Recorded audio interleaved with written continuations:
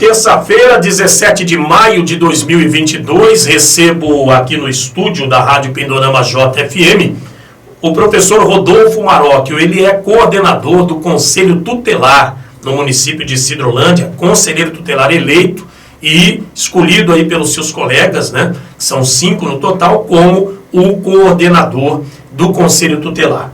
E nós vamos dar continuidade hoje às entrevistas relacionadas ao 18 de maio, que é o Dia Nacional de Combate ao Abuso e à Exploração Sexual contra Crianças e Adolescentes, onde já recebemos aqui a secretária Letânia, que falou sobre a rede de enfrentamento, incentivou a população a denunciar e também apresentou um aumento no número de denúncias relacionadas a abuso e exploração sexual de crianças e adolescentes no município de Sidrolândia. O doutor Fernando Moreira Freitas da Silva, juiz de direito da comarca, foi nosso convidado ontem e falou do papel do Poder Judiciário nesta rede de enfrentamento. E hoje vamos falar do ponto de vista do Conselho, né, que traz dados, estatísticas, que traz o papel do Conselho Tutelar. Mas para a gente começar, Rodolfo, fale-nos sobre a importância desse 18 de maio, você que é um profissional conselheiro tutelar atuando nesse momento e conhece de perto realidades, né, tristes encontradas pela criança e pelo adolescente no nosso município. Muito bem-vindo, Rodolfo, bom dia. Bom dia, Mauro. Bom dia aos ouvintes da Rádio JFM. E nós estamos agora vésperas do dia 18 de maio, que é um dia marcante na consciência da população para o enfrentamento ao abuso e à exploração sexual das crianças e adolescentes. Esse 18 de maio ele relembra um acontecimento que teve em Vitória, em 1973, no caso da menina Araceli Crespo. 8 anos de idade, saindo da escola, encontrou alguns abusadores no meio do caminho e essa menina nunca mais retornou para casa.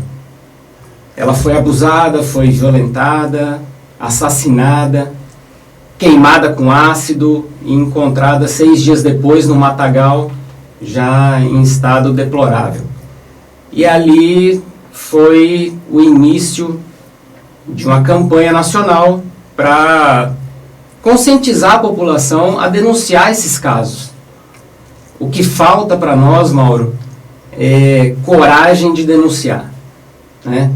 Então a gente faz um trabalho de formiguinha, pouco a pouco, divulgando a importância de denunciar e de que todos tenham essa consciência que as nossas crianças são inocentes e fáceis de serem ludibriadas, né? Qualquer bala, qualquer chocolate já incentiva a criança a fazer a vontade de um pervertido. Então a gente tem que ter um olhar mais carinhoso para as nossas crianças. Dizer que o mundo está aí fora oferecendo coisas fáceis, mas para coisas ruins, né? Então a família tem que estar muito atenta a isso. E nós do Conselho Tutelar, a gente vivencia todos os dias um caso desse que detona uma família inteira, né? E a gente sempre orienta os pais, as mães, os avós, se seu filho mudou o comportamento, procure entender o que está acontecendo com ele, o que está acontecendo com essa criança. Ela pode estar sofrendo vários tipos de violência e ela não fala por medo. O Dr. Fernando ontem disse que o abusador ameaça, né, a criança, e é verdade isso. Ameaça de matar a mãe, ameaça de matar o pai, e para a criança isso é o caos, né? Só que muitas vezes esse abusador é o pai, é a mãe, aquele que deveria proteger, na verdade acaba cometendo um crime com essa criança, então ela fica sem saber o que fazer. Pô, quem deveria me proteger está me violentando, né? O porto seguro dela, né? O porto seguro dela simplesmente desaba, né? Então a gente tem que ficar muito atento a isso e a gente não só no mês de maio, aqui o mês de maio é um mês com a data especial do dia 18, mas é o ano todo trabalhando assim, Mauro, o ano todo tem que incentivar a denunciar. Professor, em relação a dados, as estatísticas, o que o Conselho Tutelar tem levantado e também nos traz a respeito de um contexto geral, mas a nossa realidade local também, porque o que você traz confirma aquilo que a própria secretária Letânia disse, né, da preocupação aqui no município com relação ao crescimento de casos de violência sexual contra a criança e o adolescente. Bom, Mauro, eu tenho acompanhado nos últimos 3 anos, né, depois que eu entrei no Conselho, o Fórum Nacional de Segurança Pública. E ele fez um balanço, publicado agora no começo desse ano, sobre os anos de 2019 até 2021. Então pegou justamente um ano de pandemia, né, onde todo mundo ficou mais preso em casa e as informações foram difíceis de sair do âmbito familiar. Mas esse Fórum Nacional, ele traz informações de que no Brasil, contando casos de estupro e exploração sexual, foram em torno de 74 mil casos em 2 anos. Se a gente trazer isso para o número de horas, né, nós temos aproximadamente 4 crianças sendo violentadas por hora no Brasil. É muita criança e adolescente sofrendo esse tipo de violência dentro de casa. Aqui no estado, nós tivemos só casos do Conselho Tutelar. É porque às vezes o caso vai direto para a polícia, né? Então muitas vezes não passa pelo Conselho. Então os dados do Fórum Brasileiro de Segurança Pública, eles são dados da Polícia Civil.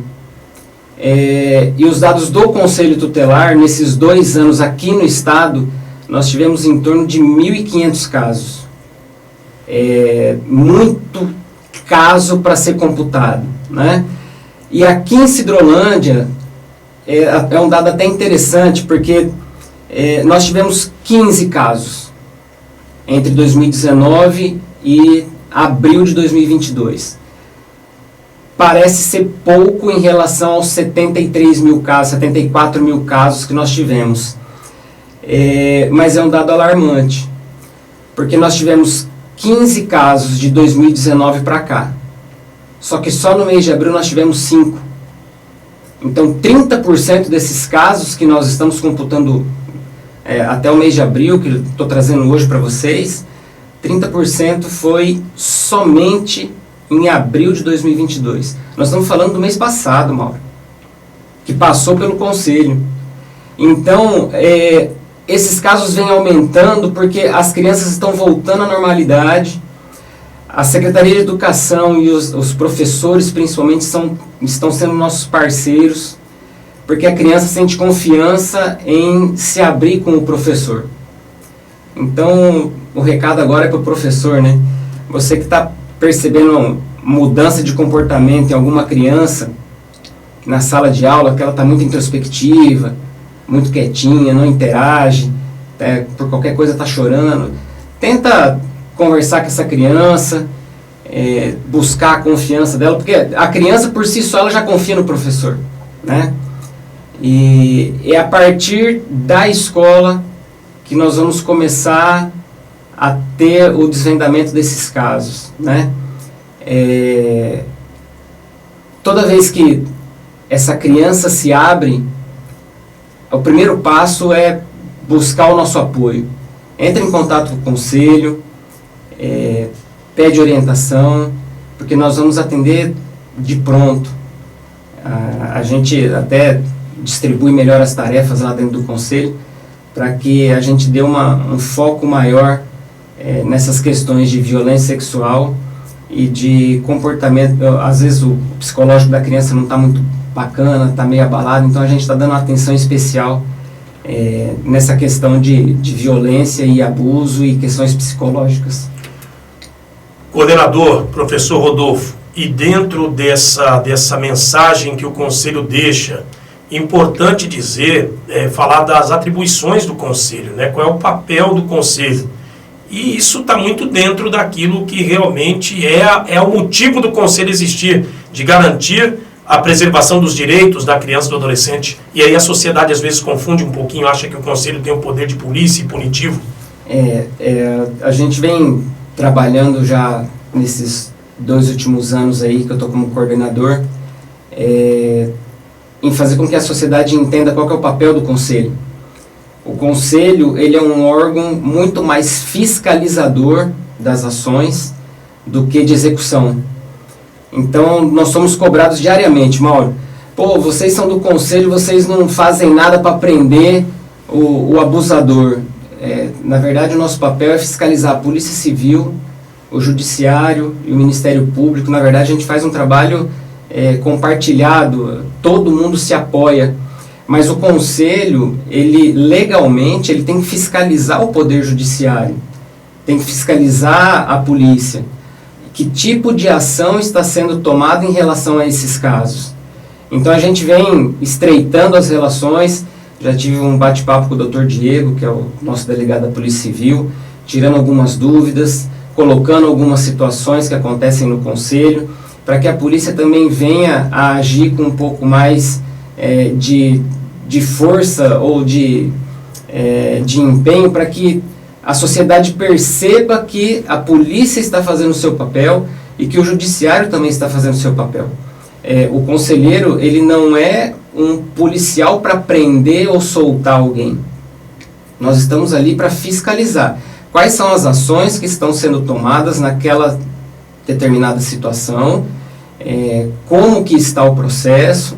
Então, a gente tem um estreitamento aí de relações com o poder público para que aconteça a punição ou a soltura do envolvido de acordo com os relatos, de acordo com as provas. Então, o Conselho Tutelar faz relatório de atendimento, encaminha para o Ministério Público, encaminha para o Judiciário, encaminha para a Polícia Civil, acompanha em determinadas situações, quando a família não está presente, a gente acompanha esse adolescente, essa criança, junto à polícia para representá-los, né? Então, esse é o nosso papel. É mais um órgão fiscalizador das ações. Nós somos aqueles que cobram do poder público as ações inerentes à criança e ao adolescente. Tem um direito violado? Ótimo. Então, vamos iniciar o processo e vamos exigir uma solução para aquele caso. É lógico que não dá para se condenar ou soltar alguém sem provas. A gente precisa ter um aporte robusto para dizer que alguém é culpado, né? Independente da nossa opinião, nós temos que agir de acordo com aquilo que a lei determina. Se a lei não está sendo cumprida, se a lei não está sendo de acordo com a vontade popular, isso daí tem que ser mudado no legislativo, ou no municipal, ou no estadual, ou no federal. Então, nós temos que cobrar aqueles que fazem as leis, né? Para poder mudar alguma coisa nesse sentido. Professor Rodolfo Marocchi, o coordenador do Conselho Tutelar, entrevista esclarecedora, muito importante a sua presença aqui. Quero deixar o microfone à disposição para suas considerações finais e as portas da emissora sempre abertas para você, para o Conselho Tutelar do nosso município, para continuarmos com esse canal de orientação à população e até mesmo de conscientização, para que a população também esteja engajada nestas ações, para garantir, por exemplo, auxiliar na garantia dos direitos da criança e do adolescente, mas também para auxiliar, né, as nossas organizações públicas, no sentido de que o cumprimento das ações aconteça para beneficiar o próprio cidadão. Obrigado, professor Rodolfo, suas considerações finais. Eu agradeço pelo espaço, Mauro. É um canal importante para levar para toda a população aqui do nosso estado a importância de você fazer uma denúncia. O Conselho Tutelar aqui de Sidrolândia atende das 7 às 11 e das 13 às 17, de segunda a sexta.